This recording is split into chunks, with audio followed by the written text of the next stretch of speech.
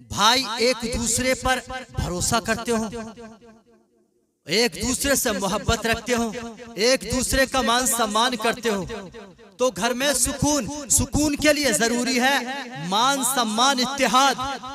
अगर घर में चारों भाइयों के अंदर एका है, अगर पांचों भाई में एका है, पांचों बहन भाई प्यार से रहते हैं, तो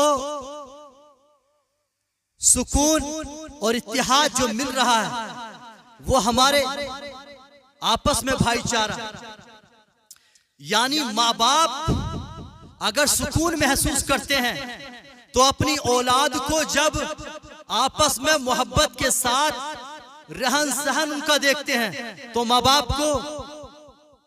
को फख्र होता है कि मेरे बच्चे सुकून से रहते हैं। क्योंकि जब अपने घर में शोर शराबा, लड़ाई झगड़ा, गाली गलौच नहीं होता है तो घर में सुकून होता है। जब घर में लड़ाई झगड़ा होता है तो पड़ोसी भी परेशान होता है, आसपास के लोग भी उनके आतंक से परेशान हो जाते हैं। तो हमें सुकून से रहना इसलिए जरूरी है, अपने घर का माहौल बनाना इसलिए जरूरी है, अपने घर में इत्तेहाद बनाए रखना इसलिए जरूरी है ताकि आस पड़ोस के लोग सुकून से रहें। जब मेरे घर का माहौल बेहतर होगा, आस पड़ोस में सुकून होगा। आस पड़ोस में अगर किसी के बच्चे लड़ेंगे, गाली गलौज करेंगे, तो मिसाल देकर माँ समझाएगी, बाप समझाएगा, देखो फला के बेटे हैं, फला के बच्चे हैं, बड़े प्यार से रहते हैं, बड़े सुकून से रहते हैं, और एक तुम हो रात दिन लड़ाई झगड़ा करते रहते हो। तो यहाँ पर जो मिसाल मोहल्ले वाले देते हैं, उस घर की मिसाल जिसमें अमन से लोग रहते हैं, तो यहाँ जब मेरे घर के अंदर अमन होगा, सुकून होगा, तो जाहिर सी बात है लोग भी सुकून में रहेंगे। और मेरे घर में लड़ाई झगड़ा होगा तो आपस में ये लोग कभी भी ये पसंद ना करेंगे ये लोग इस मोहल्ले में रहें। बस यही कोशिश की जाएगी कि इनके शर से कैसे महफूज रहा जाए, इनको इस बस्ती से कैसे निकाला जाए। निकालो इनको इस बस्ती से। ये कब होता है? जब हम अपने घर के अंदर लड़ते हैं, जब भाई आपस में झगड़ते हैं, तो मोहल्ले वाले ये बात तय करने पर मजबूर हो जाते हैं, इन्हें अपने घर से, अपनी बस्ती से निकालो। ये रात दिन लड़ते झगड़ते हैं, गाली गलौज करते हैं।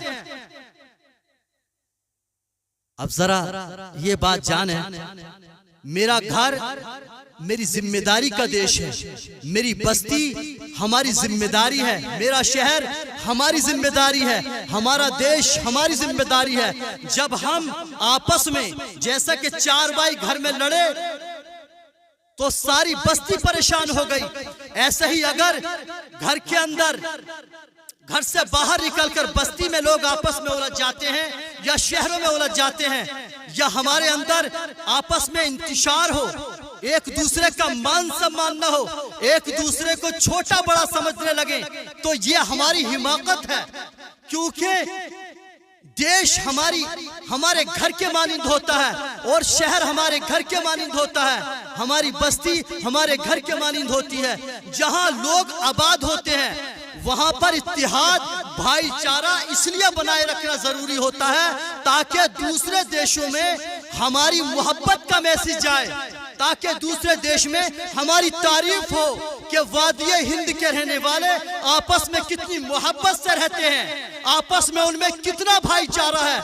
इसलिए फिरका बंदी, कौम परस्ती, नस्ल परस्ती हमारे लिए सुकून से जीने के लिए, अमन कायम करने के लिए, इस दुनिया को सलामती का गहवारा बनाने के लिए हमें एक दूसरे का मान सम्मान करना जरूरी है।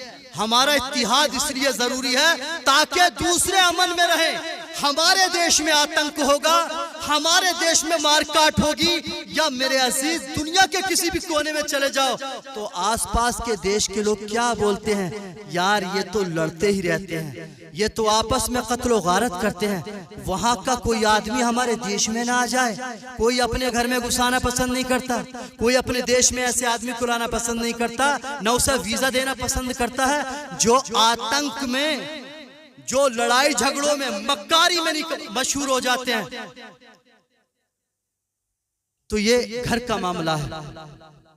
فرقہ بندی ہے کہیں اور کہیں ذاتیں ہیں. آج ہمارے وطن میں دیکھو اسلام اہل ایمان کا گھر ہے، اور اس گھر میں ہم یہ چاہتے ہیں سکون اور سلامتی سے رہیں.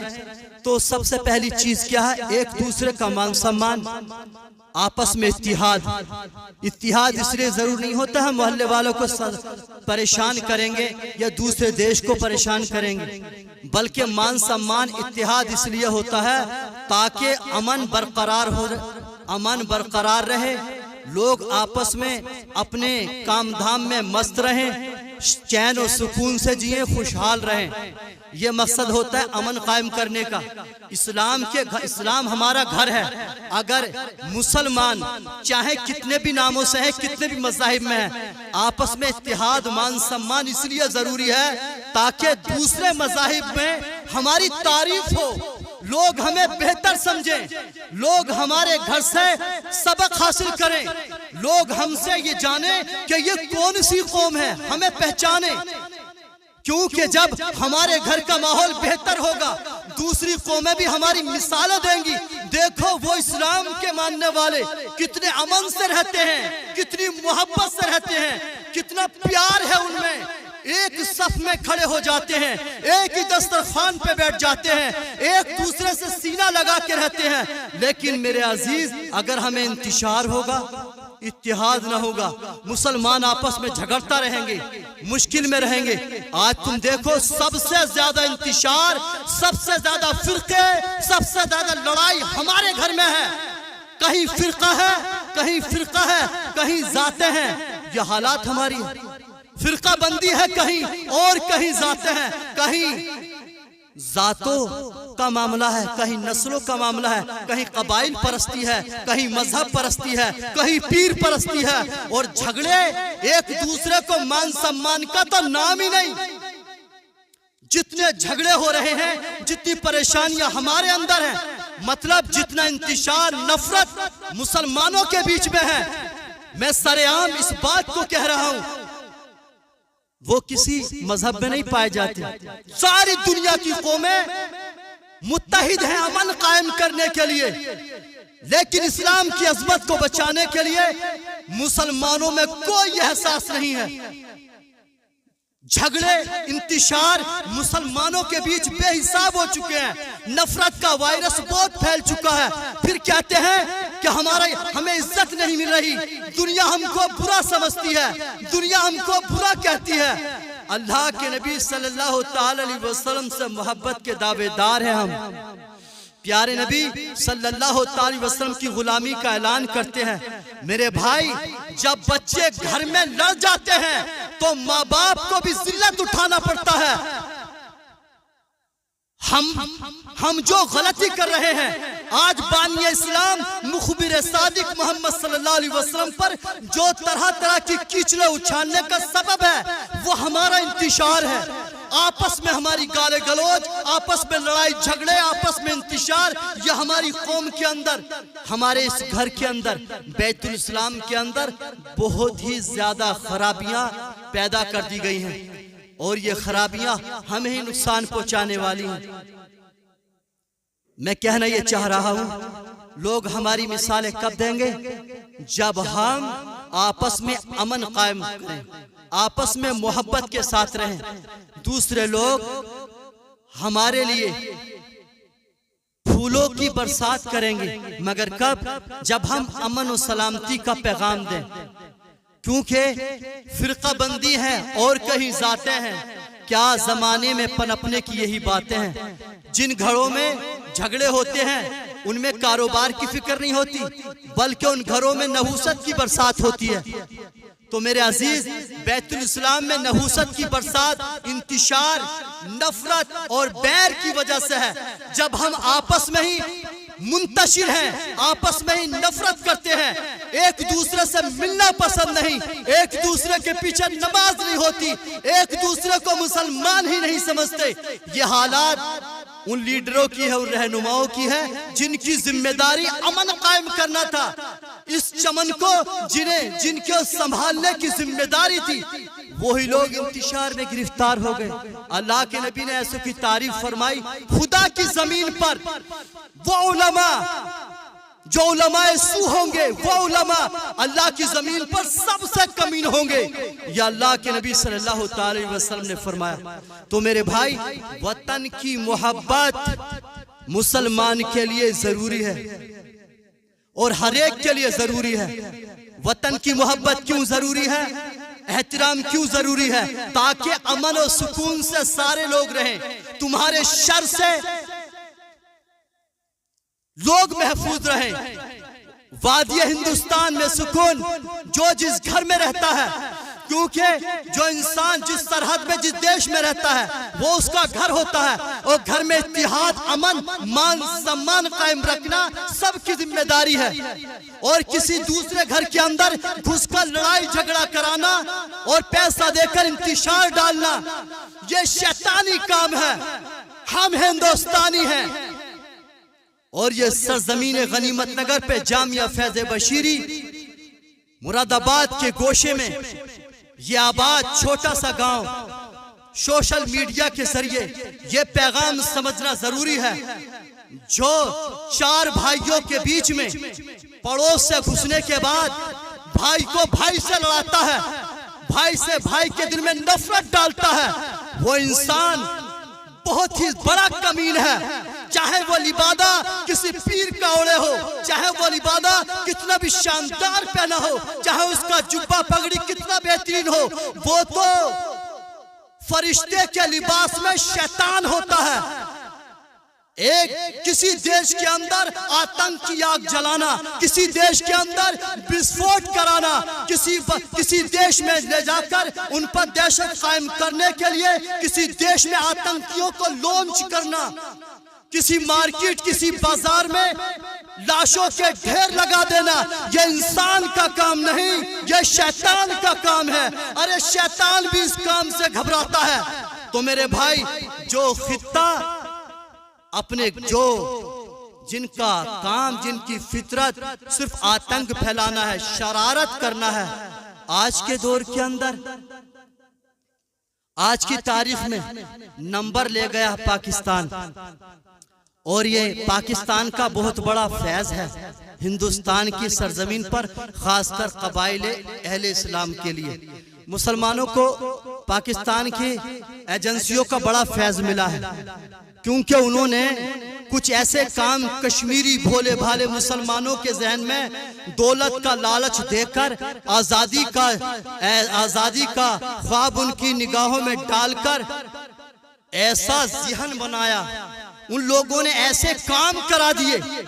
یہ نیچی چوڑی رومالی کی شلوار پہننے والے کم بخت، ان لوگوں نے کچھ وائرس ایسا پھیلا دیا، دنیا میں کسی بھی کونے میں مسلمان چلا جائے اس کو شک کی نظر سے دیکھا جاتا ہے۔ یہ پاکستان کی چند ایجنسیوں کا یہ کارنامہ ہے۔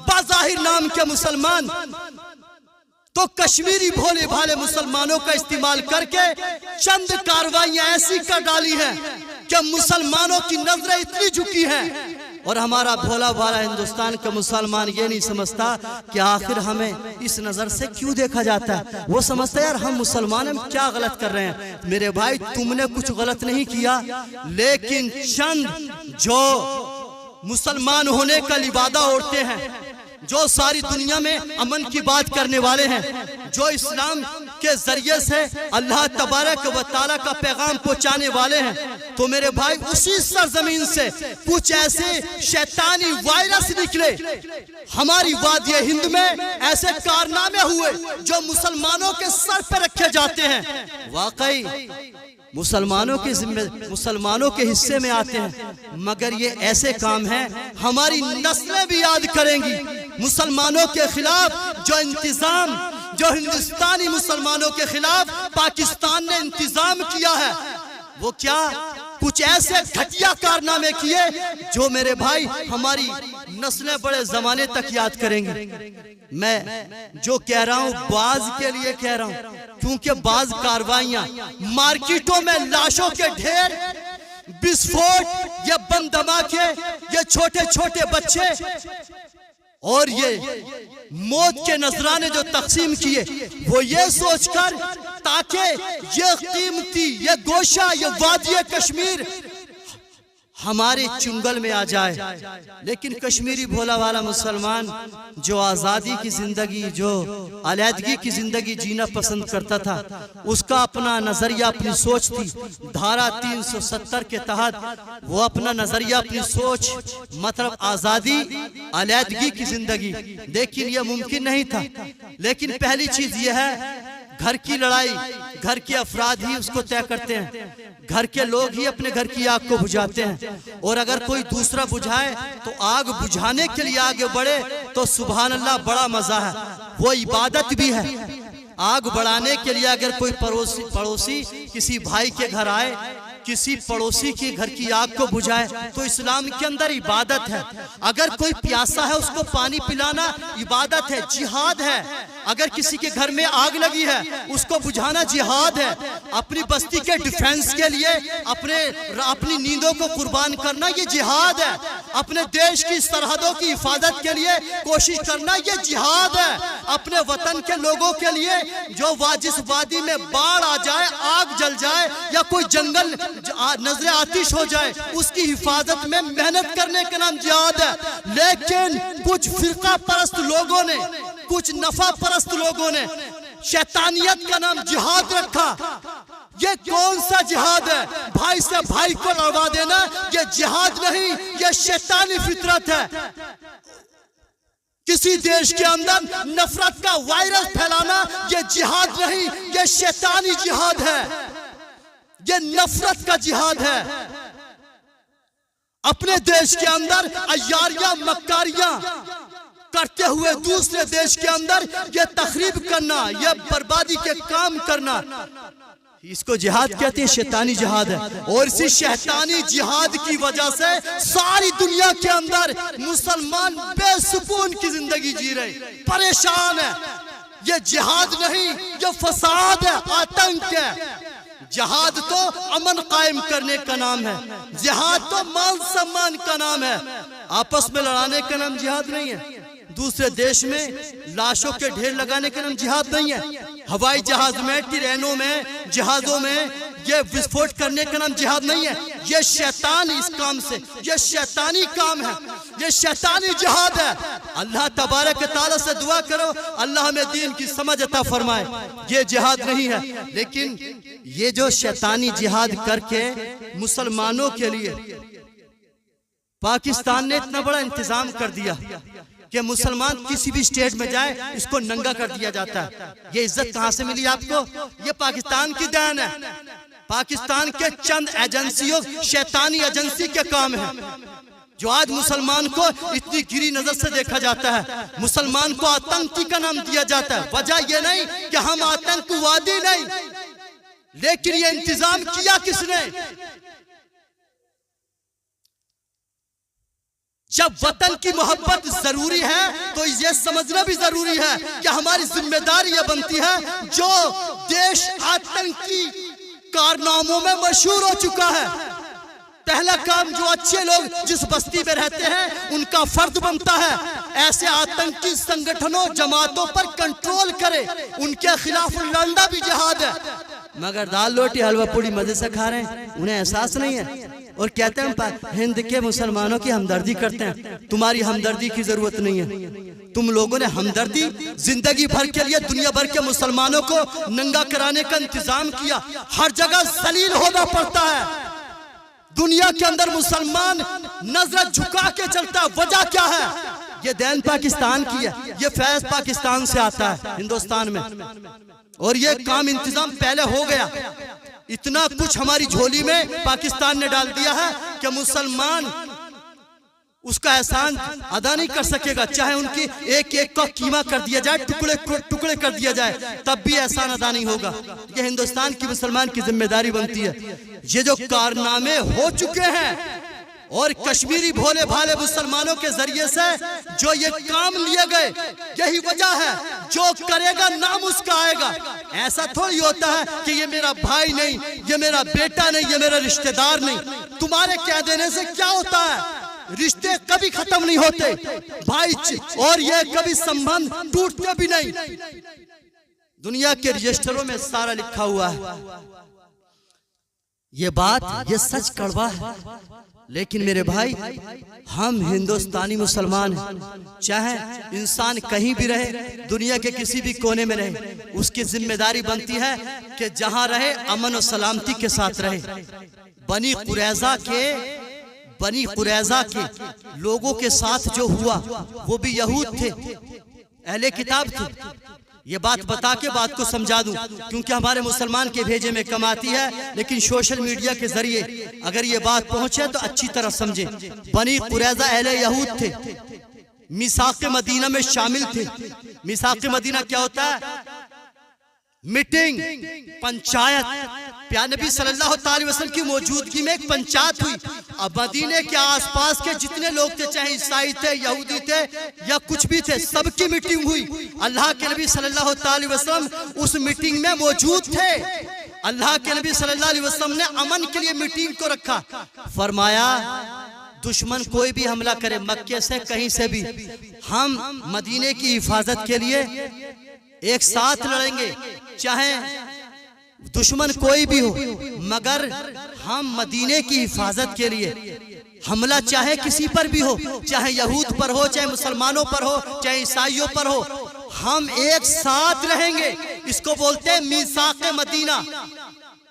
سمجھے میری بات کو؟ اس کو میثاق مدینہ کہتے ہیں۔ اس میں قریظہ کے یہودی بھی تھے، مگر جیسے ہی عہد کے بعد معاملہ طے ہو گیا اور دشمن نے بھی سوچ لیا کہ مسلمان تو بے فکر ہو گئے ہوں گے، کیونکہ آپس میں طے ہو گیا ہے کہ ہم ایک ساتھ رہیں گے، مگر کچھ لوگوں نے دل میں خیال کیا ہم ساتھ نہیں دیں گے، ہم ان کو یہاں سے نکلوائیں گے اور ان کو قتل کرا دیں گے، یہ لوگ یہاں سے چلے جائیں گے۔ مطلب یہ ہے مسلمانوں کے جو مکہ سے مدینہ آئے ہوئے تھے ان کے لیے ایک انتظام کیا گیا، اور اس میں نمبر لینے والے یہود تھے، قریظہ کے یہود۔ یہ بنی قریظہ کے یہودیوں نے غداری کی مدینے کے ساتھ، عہد شکنی، غداری، وعدہ خلافی۔ ان لوگوں نے مطلب یہ جب وعدہ خلافی کی، جنگ احزاب کی تیاریاں ہوئی، خطرناک جنگ، مسلمانوں کے خلاف بڑی جنگ۔ بنی قریظہ نے غداری کی اپنے وطن کے ساتھ، طے یہ ہوا تھا ہم ایک ساتھ رہیں گے، چاہے کسی بھی قوم پر حملہ ہو ہم اس کا ساتھ دیں گے۔ یہ بات سمجھنے کی ہے۔ جب بنی قریظہ نے غداری کی، یہ غداری بڑی خطرناک چیز ہے، اپنے دیش کے خلاف جاسوسی کرنا، اپنے دیش کے خلاف نعرے لگانا، اپنے دیش کے خلاف آواز بلند کرنا کتنا بڑا جرم ہے میں یہ بتانا چاہتا ہوں۔ اللہ کے نبی صلی اللہ تعالی علیہ وسلم نے دیر نہ فرمائی، فرمایا کہ بنی قریظہ کے لوگوں نے غداری کی ہے، قانون کو توڑا ہے، وعدہ خلافی کی ہے، پنچایت کے قانون کی حد درمی کی ہے، ان کو جینے کا کوئی حق نہیں ہے۔ اللہ کے نبی نے بنی قریظہ کے سارے جوان، سارے ہتھیار اٹھانے والے، چھوٹے چھوٹے بچے، عورتوں کو چھوڑ دیا گیا، باقی سب کو قتل کرا دیا گیا۔ اس کو بنی قریظہ کہتے ہیں۔ جانتے ہو قتل کرنے میں وہی لوگ تھے جیسا کہ حضرت موسیٰ علیہ السلام کی قوم نے شرک کیا، بچڑا بنایا، اور شرک کی سزا اللہ نے کیا رکھی اہل کتاب میں کہ وہ خود ہی ایک دوسرے کو قتل کریں۔ ان کی سزا یہ ہے ایک دوسرے کو اپنی اپنی تلوار سے قتل کر ڈالیں۔ یہ سزا کس بات کی تھی؟ عہد شکنی کی، اللہ کی نافرمانی کی۔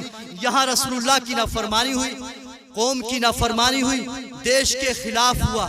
جو دیش کے خلاف آواز بلند کرے، اللہ کے نبی نے کیا فرمایا؟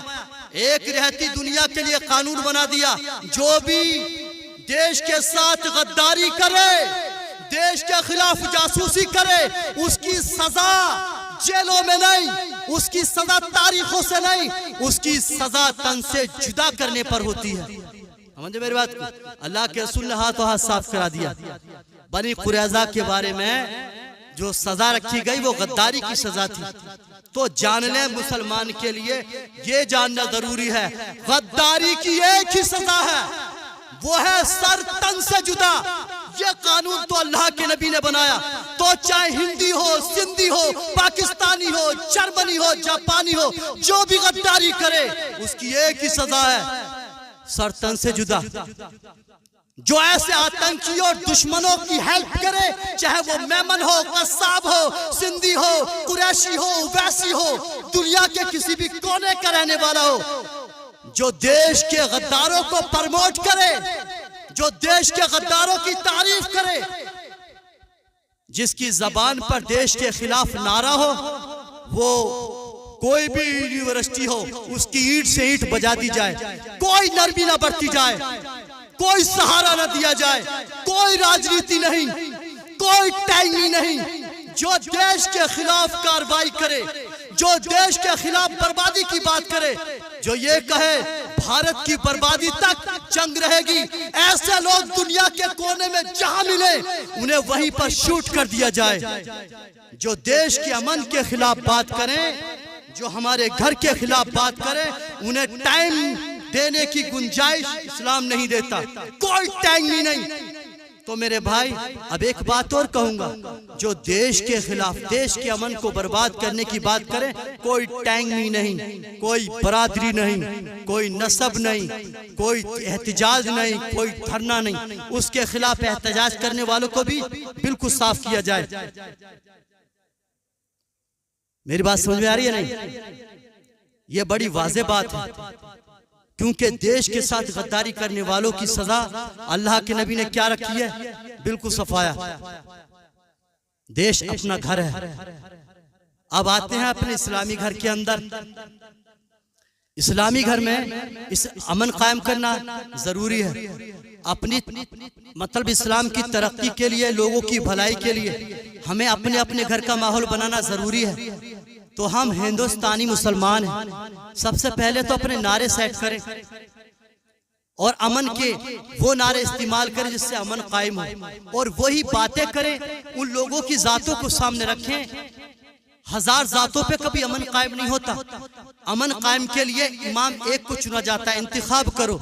یا تو یہ نظریہ سیٹ کرو ہمارا امام گیا، ہمارا امام ختم، کتنے بھی امام بنا لو، ہمارے دین اور اتحاد اور امن کے لیے رسول اعظم صلی اللہ علیہ وسلم امام بن کر آئے، امام ہیں، امام رہیں گے۔ پہلے نظریہ سیٹ کرو، اگر دنیا کے مسلمانوں کو ایک پلیٹ فارم پہ جمع کرنا ہے تو جیسے گھر میں باپ کی کسٹڈی میں اولاد اگر رہتی ہے تو باپ ہی امیر ہوتا ہے، باپ ہی ذمہ دار ہوتا ہے، اس کے قانون کو فالو کیا جائے۔ باپ کا اپنی اولاد کے لیے، چاہے اولاد اچھی ہو یا بری ہو، باپ کبھی اپنی اولاد کے لیے غلط ڈیسیزن نہیں لیتا، ماں کبھی اپنی اولاد کے لیے برا نہیں سوچتی۔ تو ایسے ہی محمد صلی اللہ علیہ وسلم کی ذات پر دنیا کو جمع کر سکتے ہو، لیکن ہم لوگوں کو جمع کرتے ہیں پیروں کے نام پر، مولانا کے نام پر۔ یہ نہیں سمجھتے کہ جتنے انتشار ہیں بچوں کے نام پر نہیں، جاہلوں کے نام پر نہیں، مولویوں کے نام پر ہیں۔ بڑوں پر یہ فرقے کھڑے ہوئے ہیں، یہ فرقے بچوں نے یا جاہلوں نے بنائے ہوئے نہیں۔ جاہل تو دنیا کا ایک ہے، اللہ ایک ہے، محمد صلی اللہ علیہ وسلم اس کے رسول ہے، اللہ کی کتاب قرآن ہے۔ یہ عام مسلمان تو یہی کہتا ہے۔ یہ جتنے بھی فرقے کھڑے کرنے والے ہیں اور کھڑے ہوئے ہیں، سب بڑوں کے نام پہ، سب باپ داداؤں کے نام پہ، سارے پیروں کے نام پہ ہے۔ جب تک تم پیروں کو سامنے رکھ کر پیروں کی فکر پیش کرو گے، اماموں کی فکر کو رکھو گے، کبھی مسلمان انتشار سے باہر نکل نہیں سکتے۔ محمد الرسول اللہ کی اقتداء کرتے ہوئے، پیارے نبی صلی اللہ علیہ وسلم کی محبت میں ہٹو بچو رکھتے ہوئے میدان میں اترو گے تو ہی اتحاد ہوگا۔ اگر ہمارے دماغ کے اندر یہ ہوگا یہ سلمان ہے، یہ فارس ہے، یہ عادل ہے، یہ قادر ہے، یہ چھوٹا ہے، یہ بڑا ہے، یہ گورا ہے، یہ کالا ہے، یہ امیر ہے، یہ غریب ہے، جب اگر یہ ہمارے دماغ کے اندر ہوگا کبھی بھائیوں میں اتفاق نہیں ہوگا۔ اب یہ دیش ہمارے گھر کی مانند ہے، ہمیں ذاتیں یہ ہندو ہے، یہ مسلمان ہے، یہ سکھ ہے، عیسائی ہے۔ ارے سنویدھان سب کے لیے بنایا گیا۔ سنویدھان کا مطلب ہوتا ہے سب کو اپنے اپنے انداز میں جینے کی اجازت، اپنے اپنے طریقے سے عبادت کی آسانیاں، اس لیے سنویدھان بنانے میں ٹائم لگا۔ تو ہمارے دیش کے اندر سنویدھان کی حفاظت اور ذمہ داری کس کے اوپر ہے؟ وہ لیڈروں کے لیے ائمہ کرام کی ذمہ داری بنتی ہے، ہمارے لیڈروں کی رہنماؤں کی ذمہ داری بنتی ہے، کیونکہ اچھا بڑا وہ ہوتا ہے جو اپنے چھوٹوں کی بھلائی کے لیے رات دن کوشاں رہے، اپنے چھوٹوں کی بھلائی سوچے۔